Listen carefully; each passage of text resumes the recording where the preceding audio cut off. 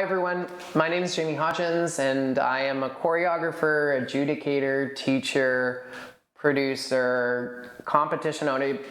I wear a lot of hats like so many of you. And like you, I've called the competitive dance scene home, both professionally and personally, for close to 25 years now. While I have seen the transformative power competitive dance can have on a dancer, I was one myself. I've also seen a lot of the safety gaps, a lot of fairness issues, a lot of the things that we talk about behind closed doors or in the car on the way home from an event with little hope to actually do anything or make some positive change. With that in mind, I want to ask you all a very important question. Why do you think dance, arguably one of the most challenging of the major youth activities, is the last one to verify and organize its competitors? It's a pretty basic standard to actually verify the data of a competitor at an event. Cheerleading, gymnastics, hockey, swimming, lacrosse, they all have federations, associations, and registries to protect their competitors both online and in person, and to validate their commitment and their hard work with a verified record. But why not dance? I'm not here to prove or disprove that dance is a sport. That's not the debate. But we all know that dance is athletic. So what's holding us back from building a supportive registry or an association, one that protects and supports each level of the competitive dance experience through impartial software over governance? That's where the ICDR comes in. An impartial verification system that unlocks unique participant IDs that can follow them anywhere they choose to go. Hello, everyone, and welcome to another episode of 'Tis the Dance Season, a DanceVibes podcast, where we are here with Jamie from ICDR. So hello, Jamie. How are you today? I'm excellent, Prisha. How are you? I'm good. So, okay, I think we should get into the interview now. To kind of get started, so you've been obviously in the competitive dance space for a really long time, with adjudicating, teaching, choreographing, all the things. So what moment really pushed you to start solving some of the issues that you saw with competitive dance and all the things that with that? I mean, that's a great question. My sister has really inspired me, and I've gotten sort of a front row seat at the alarming difference between the way we treat athletes and the way we treat dancers. So I sort of had polar opposite experiences. I've choreographed, danced competitively. I've taught at studios. I've adjudicated probably 60,000 routines. And it was really when I moved from the adjudicator seat into the host position, when I got to connect with studio directors, choreographers, teachers that were very frustrated and have lost faith in a lot of the industry because there aren't any verifications or checkpoints or standardization. It's different everywhere. So I would say it was really where I was most inspired was moving into that host seat and connecting with all the studio directors, connecting with teachers, adjudicators, and dancers, that deserve everything athletes have had for decades, right? What makes dance so different that we're actually skipping some of the basic needs of verifying competitor data and protecting that data? So that's really where the light bulb went off, and I thought there was an opportunity to modernize our industry up to the standard of sport, but in a custom way that reserves our autonomy. So it was really that position, because I was really connecting with the studio directors, really connecting with teachers and dancers, and hearing collective pain points and starting to scratch my head about what makes us so different? Why are we an outlier? The artistic nature or subjectivity of what we do does not negate our responsibility to give these dancers more support, more assurances, and to validate their commitment. It's very simple. Yeah, I definitely agree with that, especially because also dance is kind of one of those things that you either start at a really young age or kind of when you're a little bit older, but regardless you do see all the different sides of the industry and sort of just different experience people have with it. So I think everybody definitely can sort of feel similar pain points in that way. Absolutely. And that's what this is all about. It has to work for everybody or it's not going to work, right? Yeah, I love that. And also kind of adding on to that, like what, especially because you've been at like so many like competitions, conventions, like all these like events for like teen and like dancers like younger than that, what do you think is like a common misconception that like dance parents or like dancers think, but is like not actually true? That's a great question. I think people are starting to be very aware that there are no verifications in place. Even novice categories in Canada, is a luxury extension to a dancer uh, performing for the first time a solo in a specific genre. There's no history embedded in a profile for a dancer, so they can register for novice jazz in one system 1 year and then move to another system and compete novice jazz the very following year in Canada. There's no cross pollination of said data because there's no industry alignment, right? It's really that we're verifying this data. We're not.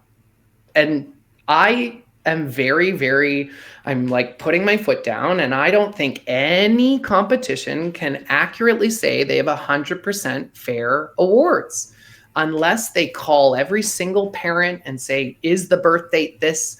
That's what we're introducing. It's just verification that unlocks a participant ID that can protect their data, and we can hash all of their proprietary information behind an ID number, because all of these registration providers, if they're not handling that data properly, it's a liability for them. And people are not understanding that it's a very large industry-wide problem that we are not privacy compliant. Yeah, I feel like because also especially with dance, like there's like competitions, but also maybe like if there's like dancer who wants to like go pro and like they like book a job with as like a backup dancer or something like that, like of course like there you would expect ID verification, but to think that you wouldn't expect a similar thing at like a competition or a convention is kind of like a double standard in a way. So I think yeah. Absolutely. And yes, there are sources of truth for, dancers' birth dates. Absolutely. The studio director, and the average studio director, plays by all the rules. But we operate on blind faith in this industry, blind faith. And you simply cannot trust everyone. There is cheating happening all over the place, but we're just not addressing it. There are problems with media access. We're not addressing it. Yeah, that the biggest misconception is that all of this data is really protected, when it's really, there are multiple profiles for a single dancer on the same system sometimes. And then there's, another profile for said dancer on this system, unguarded, unverified, unchecked. Why can't we all operate and pull from the same protected privacy compliant space? Because that's what I think the dancer deserves. We need to honor the dancer and not division. Definitely. I love that perspective. So, kind of switching to talking more about ICDR specifically. So, how would you explain ICDR to like the average teen dancer who might be listening to this and like wants to just learn more about it and how it can really like help them?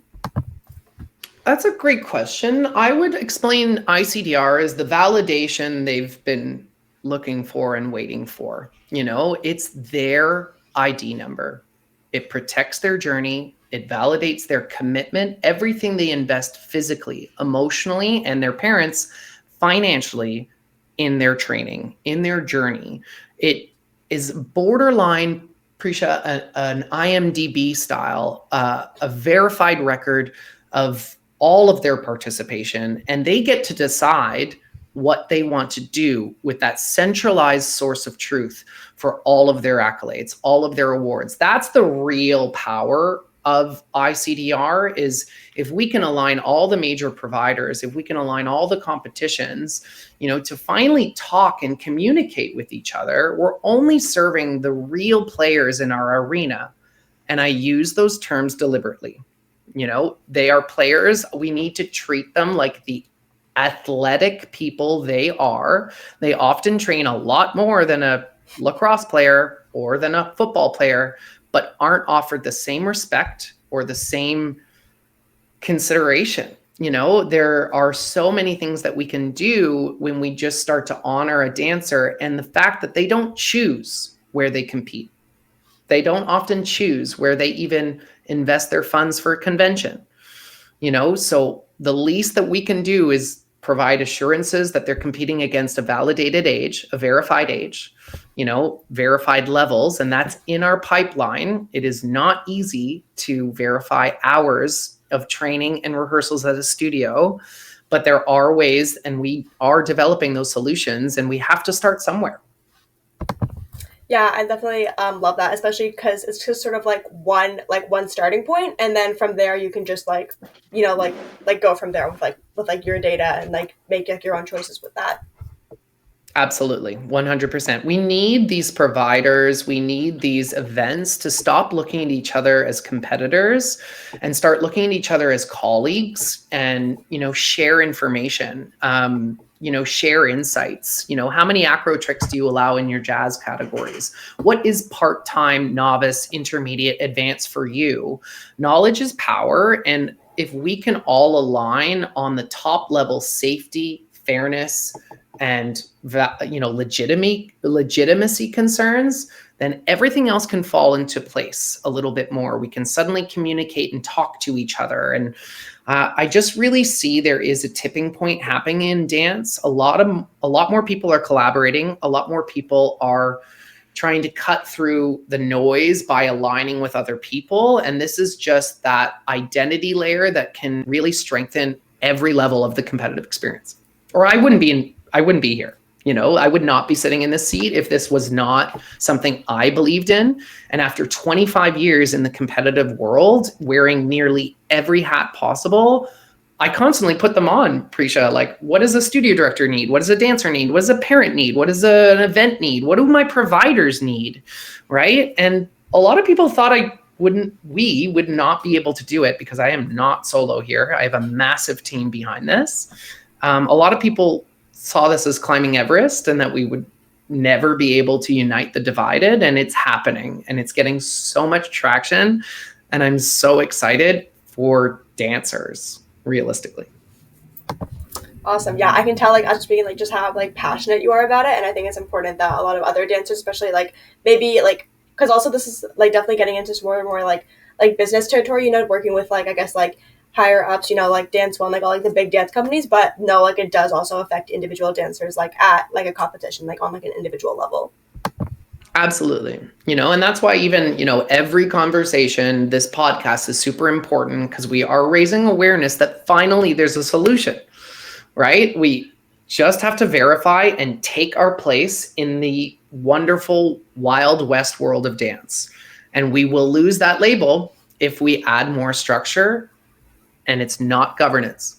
If I went to Dance One and I told them what to do, they would politely probably tell me to take a hike. If I went to Larkin, Project 21, or massive studios, they have been in operation. They know what's best for their clientele. I can offer them an identity layer and more assurances at all the events that they go to, as long as people see the value in what we're bringing. And I'm very excited. We have accident insurance. We have so much in the pipeline. Magazine subscriptions. We are talking to video online tutorial people that can expand the value of what a dancer sees on their dashboard. A dancer would have a counter after 3 years, 8 solos, 12 duets, trios, 22 groups. That a dancer is going to get excited to see that counter go up, right? We need to make this the fun, aspirational experience that dance promises, right? We get too boggled down in a lot of the negativity, and this is empowering everyone. And I couldn't be more proud to be a part of it, to be honest.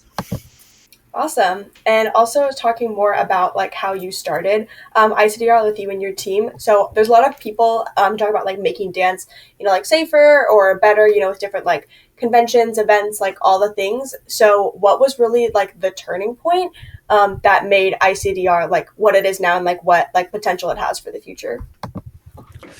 The turning point. I mean, that's a great question. I would say I'm not an island, even though a lot of this industry, everyone works in silos and on islands and don't really communicate with each other.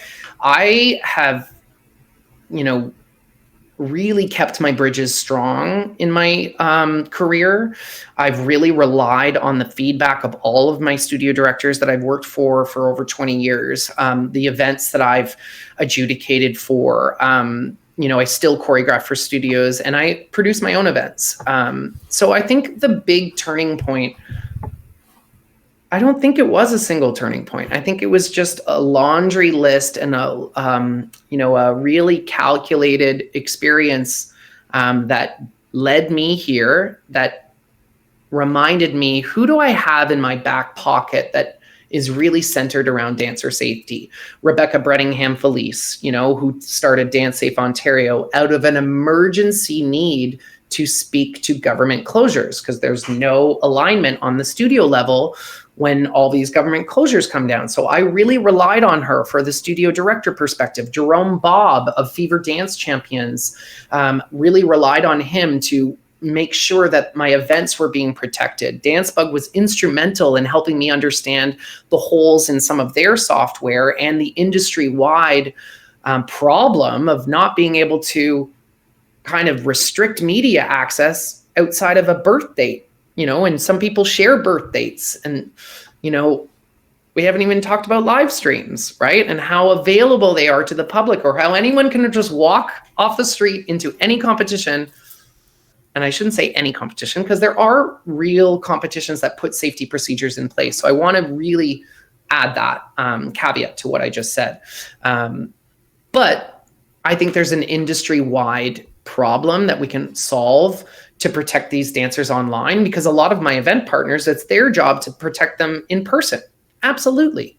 And ICDR is not just a tool that can protect them online, but because we know who the verified guardians are, we can maybe restrict access to only verified guardians backstage, or maybe in the audience if they wanted to, or at a convention. You don't want someone just walking off the street watching dancers in very revealing clothing, going full out and giving their all, right? There's just a whole slew of things we have to consider and what this verification can do for that.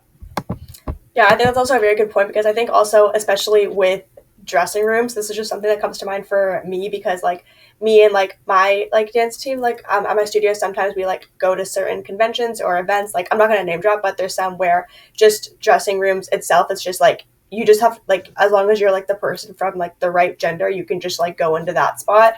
But I feel it should not be that open. Again, some sort of ID, or what, are you in the next routine? Do you need to go backstage to touch up your makeup, or can you let someone else go? Just little things like that definitely do add up.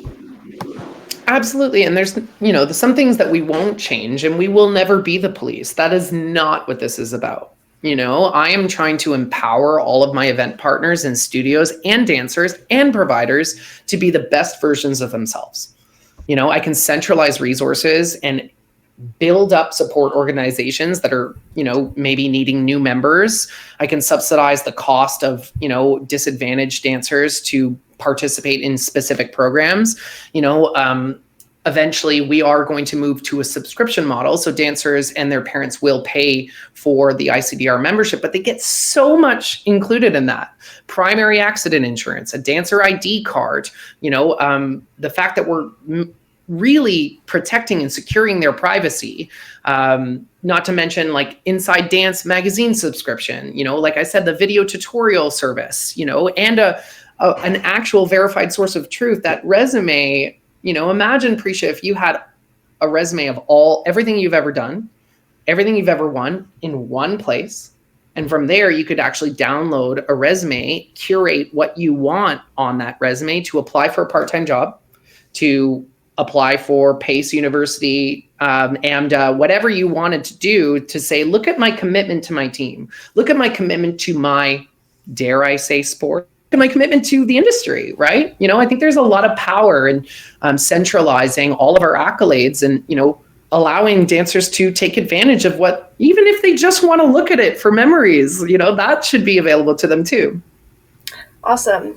Yeah, I think that's definitely a very important point to add, that it's just sort of a little, I guess, I don't want to say timeline, but just overview of everything that someone has done with dance. Mm-hmm. Absolutely. So you're also very vocal about treating dance sort of like a sport when it comes to safety. So like again, like you're talking about like a lot of things that ICDR like would provide from just like a simple ID, but just from that ID, like what do you think is like a very like simple standard that you think dance is still missing today? Well, we mentioned it before. I don't understand how we're skipping the fundamental need to actually verify birth dates, right?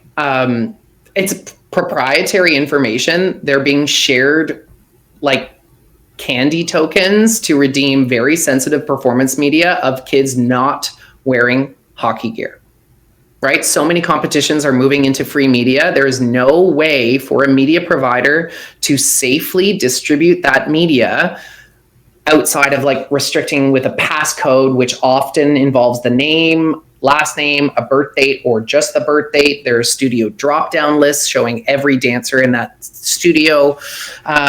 So, sorry, going back to your question, it's verification of age. I just can't believe how we skip that fundamental step in any competitive scenario. It's very, very important. And we're going further, to verify who that primary guardian is, and they can protect and control their journey, without a studio losing their autonomy or decision making, because they know what's best for their clientele. Absolutely. Awesome. And also, so because you are very like vocal about sort of these issues in like the competitive space and like verification and all these things, what is the biggest like pushback, or I guess just like argument that you get like when talking about privacy and like ID verification in dance? That's a great question. I would say the biggest pushback is that people say that, well, people aren't cheating. They are. Absolutely. I've talked to software providers that have features on their software that,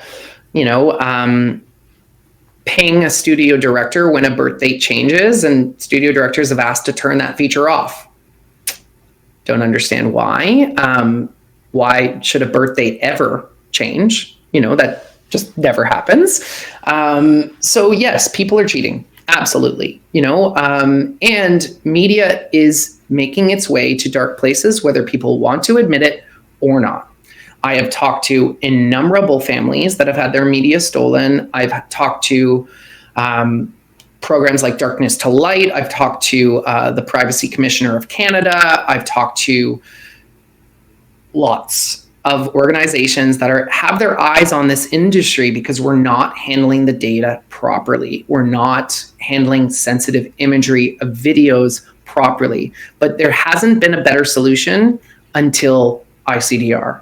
Absolutely. So people are now understanding that there is a way out of the wild, wild west. But another hurdle, Prisha, is that everyone has to work together.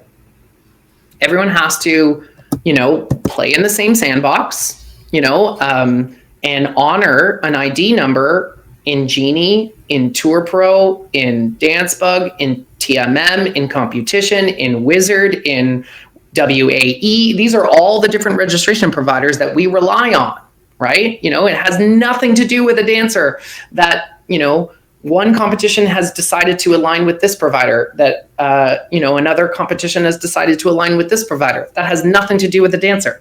They don't make the decisions of where they go. So why can't we just really focus on what this does for our industry? It adds structure without governance. Like it's actually a beautiful program. Awesome.